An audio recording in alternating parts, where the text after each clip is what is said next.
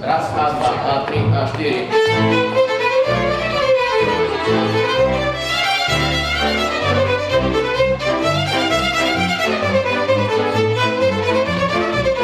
Projekt Folklab pre mňa znamená určite výzvu, lebo je to niečo úplne nové, čo doteraz som nikdy nerobila, hlavne aj v spolupráci s tým, že tam používame aj ten saxofón.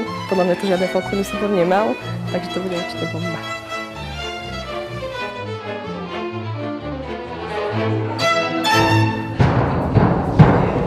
Keby to bolo na mne, tak ten záver, úplne čo tam živé, tak dole strašne, tak by som išiel do piana.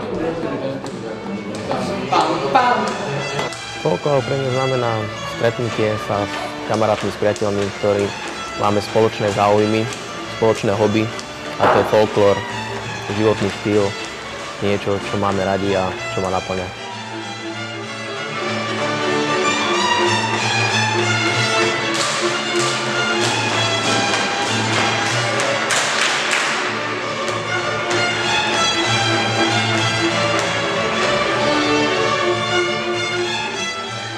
Čo znamená pre mňa folklór?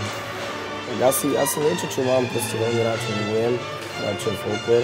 Čo si pod tým predstavím, niečo nové, niečo, čo podľa mňa ešte nebolo, čo všetkých zaujíme, tak ako to zaujalo mňa napríklad. A určite sa je na čo tešiť.